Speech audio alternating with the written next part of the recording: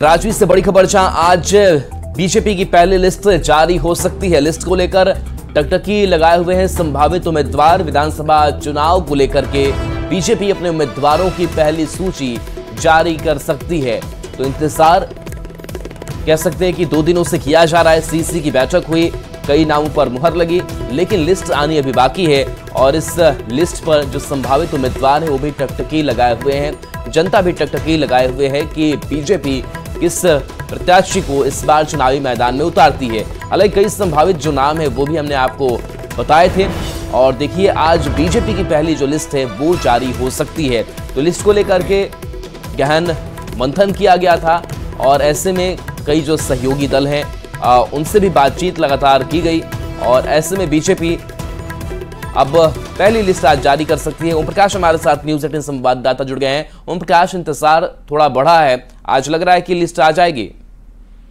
जी, बहुत उम्मीद है और कहीं ना कहीं इसे लेकर कल भी काफी मंथन हुआ है। मंगलवार को भी मंथन का दौर चला था, जिसमें प्रधानमंत्री नरेंद्र मोदी की अध्यक्षता में चुनाव समिति की बैठक हुई थी।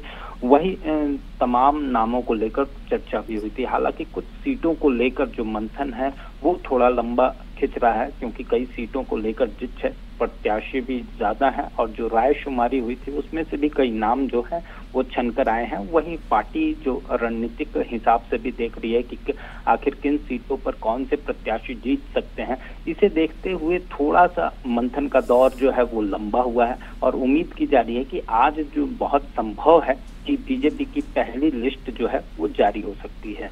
कई संभावित नाम भी सामने आए हैं, क्या वही नाम अभी भी संभावित है या फिर कुछ फेरबदल भी आज तक के अपडेट में दिखाई दे रहा है?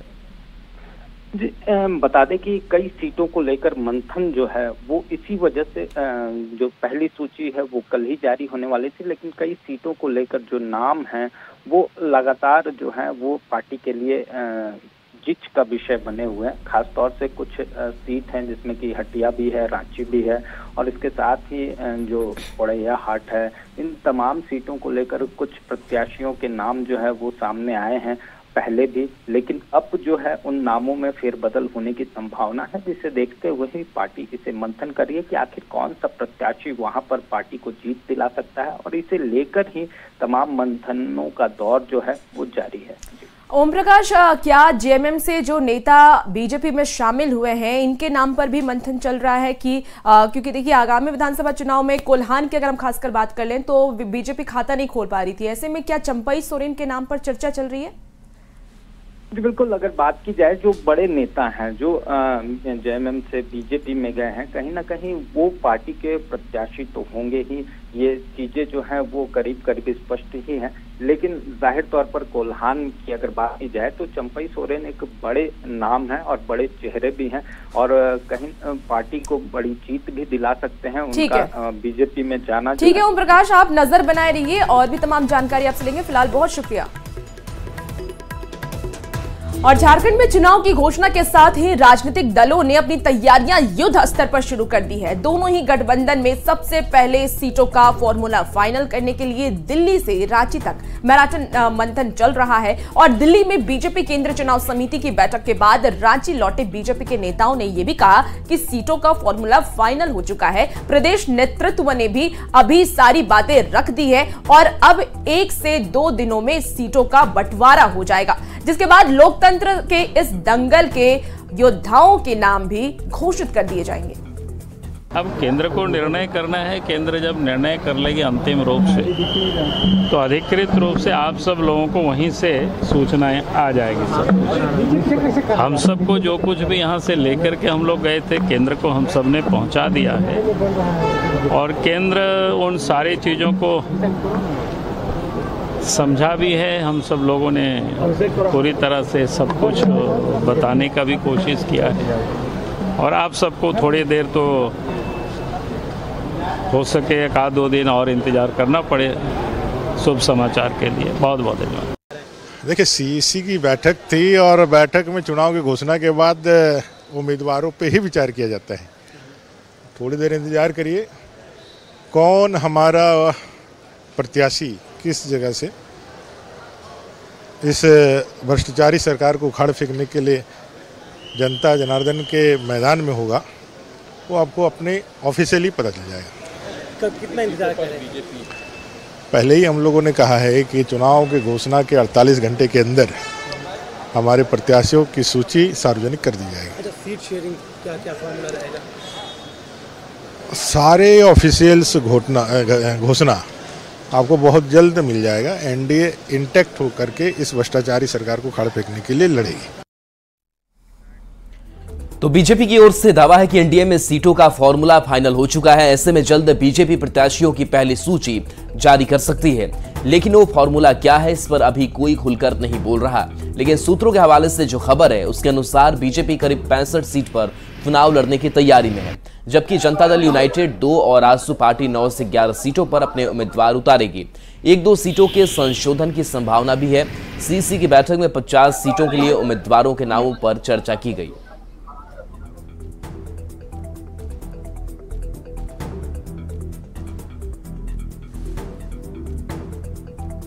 और इसी बीच बड़ी खबर सामने आ रही है। सूत्रों के हवाले से इस वक्त की सबसे बड़ी खबर सामने आ रही है। सीएम हेमंत सोरेन से मिले हैं आजसू के नेता उमाकांत रजक। करीब 2 घंटे तक सीएम आवास पर मुलाकात हुई। चंदन कियारी सीट से 2009 में रह चुके हैं विधायक। बड़ी खबर आपको सियासी गलियारे से बता रहे हैं, जेएमएम की टिकट पर चुनाव लड़ सकते हैं उमाकांत। तो बड़ी खबर इस वक्त आपको बता रहे हैं। सूत्रों के हवाले से इस वक्त की यह सबसे बड़ी खबर सामने आ रही है। सीएम हेमंत सोरेन से आजसू नेता उमाकांत रजक मिले हैं। करीब 2 घंटे तक उनके आवास पर ये मुलाकात हुई है।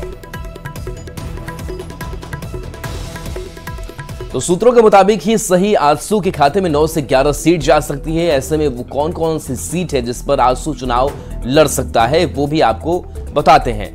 तो इन संभावित 11 सीट में है सल्ली की सीट, जुगसलाई, गोमिया, रामगढ़, लोहरदगा, पाकुड़, ईचागढ़, मांडू, डुमरी, मनोहरपुर और टुंडी शामिल है, जहां से खुद सुदेश महतो के नाम की चर्चा है जो आजसू के खाते में जा सकती है।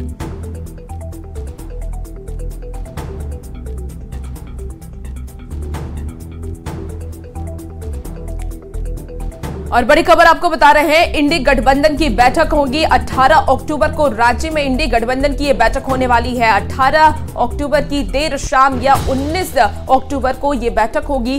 सीएम हेमंत सोरेन के आवास पर यह बैठक हो सकती है। सीट शेयरिंग को लेकर के महत्वपूर्ण ये बैठक होने वाली है।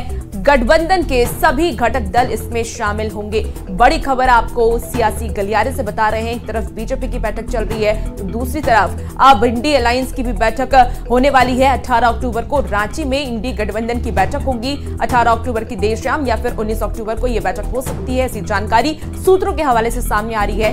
वहीं आपको यह भी बता दें कि सीएम हेमंत सोरेन के आवास पर यह बैठक होगी जिसमें सीट शेयरिंग को लेकर के यह बैठक की जानी है।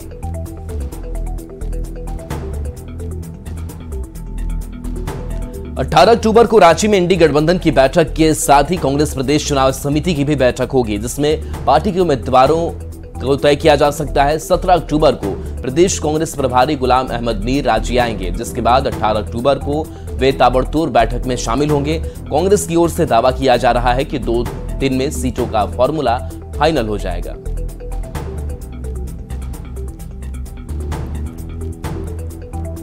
झारखंड कांग्रेस के पूर्व अध्यक्ष राजेश ठाकुर ने यह कहा कि गठबंधन में तालमेल की कोई कमी नहीं है। गठबंधन पहले से सरकार में है और ऐसे में सभी चीजें साफ है और 18 अक्टूबर तक गठबंधन में सीटों का बंटवारा भी हो जाएगा, जिसके बाद प्रत्याशियों का नाम भी ऐलान कर दिया जाएगा। राजेश ठाकुर ने कांग्रेस में कुछ नए चेहरों को भी मौका दिए जाने की संकेत दिए हैं कि कुछ नए चेहरे भी हो सकते हैं। हालांकि ये सब कुछ पार्टी का केंद्र नेतृत्व वही तय करेगा। जल्द आपके सामने चीजें स्पष्ट हो जाएंगी। 18 तारीख से नामांकन की तिथि चालू हो रही है, उससे पहले हम लोग सीट शेयरिंग की घोषणा भी करेंगे और साथ ही साथ उम्मीदवारों की घोषणा 18 तारीख को हमारी पीईसी की बैठक होने जा रही है, उसमें चर्चा करके फिर जो हम लोग आला कमान को सौंपेंगे तो नेतृत्व उस पर फैसला लेगा और हम समझते हैं सही समय पर सही सारी चीजें आपके सामने होंगी। बड़ी खबर गोपालगंज से है, जहां सारण से अपराधी को पकड़कर वापस गोपालगंज लौट रही डिस्ट्रिक्ट इंटेलिजेंस यूनिट की गाड़ी का एक्सीडेंट हो गया। गाड़ी ने NH 27 पर खड़ी ट्रक में टक्कर मार दी। इंस्पेक्टर और एक अपराधी समेत 5 पुलिसकर्मी जख्मी हो गए। घटना नगर थाना क्षेत्र के अरार मोड़ के पास की है। आसपास के लोगों की मदद से सभी घायलों को इलाज के लिए सदर अस्पताल के इमरजेंसी वार्ड में भर्ती कराया गया है। और गोपालगंज में शराब माफियाओं से सांठगांठ रखने और गांजा की बरामदगी कर लाखों में बेच दिए जाने के मामले में एसपी ने बड़ी कार्रवाई की है। एसपी ने 3 थाना अध्यक्ष को निलंबित कर दिया, जिसमें कि जादवपुर, विशंभपुर और कुचायकोट के थाना अध्यक्ष शामिल हैं। और एसपी की इस कार्रवाई से जिले भर के पुलिस पदाधिकारियों में हड़कंप मचा हुआ है। ज्यादा जानकारी दे रहे हैं न्यूज 18 के संवाददाता गोविंद कुमार। गोपालगंज के एसपी अवधेश दीक्षित ने 3 थानेदारों पर बड़ी कार्रवाई की है। शराब माफियाओं से सांठगांठ रखने और गांजा की बरामदगी कर बेच दिए जाने के मामले में तीनों थानेदार पर कार्रवाई की गई है। गोपालगंज के जादवपुर के थानाध्यक्ष पिंटू कुमार पर बड़ा आरोप लगा है। इन पर आरोप है कि बीते दिनों इन्होंने कुरियर वाली वाहन से 250 किलोग्राम गांजा जब्त किया था और 70 किलोग्राम ही शो किया था। बाकी के गांजा को तस्कर के हाथों बेच दिया था। इस मामले में जादवपुर के थानाध्यक्ष को निलंबित कर दिया गया है। हालांकि इस पूरी घटना पर गोपालगंज के सदर डीपीओ प्रांजल ने जादवपुर थाने में बजाबते प्रेस कॉन्फ्रेंस भी किया था, लेकिन उस वक्त ये मामला सामने नहीं आ सका।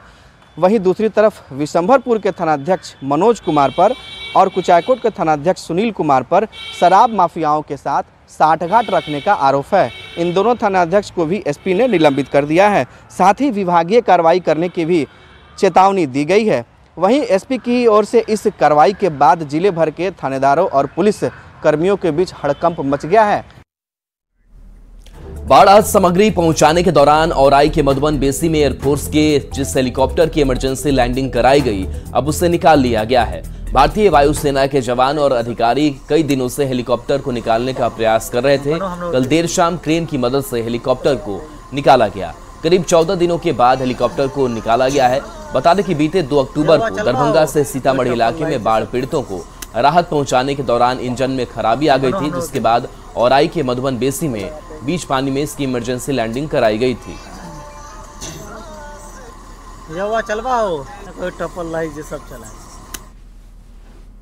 रोहतास के डेहरी अनुमंडल के तिलोथो के मध्य विद्यालय सोनरा में एक शिक्षक पर मासूम छात्राओं के साथ बैड टच और आपत्तिजनक शब्दों के इस्तेमाल के मामले में पुलिस ने जांच शुरू कर दी है। पुलिस ने आरोपी शिक्षक इश्तियाक अहमद को हिरासत में लेकर पूछताछ कर रही है। मामले में स्कूल के शिक्षकों के बीच आपसी विवाद और ग्रामीण और शिक्षकों के बीच भी कुछ बातें सामने आ रही है। पुलिस तमाम बिंदुओं पर जांच कर रही है।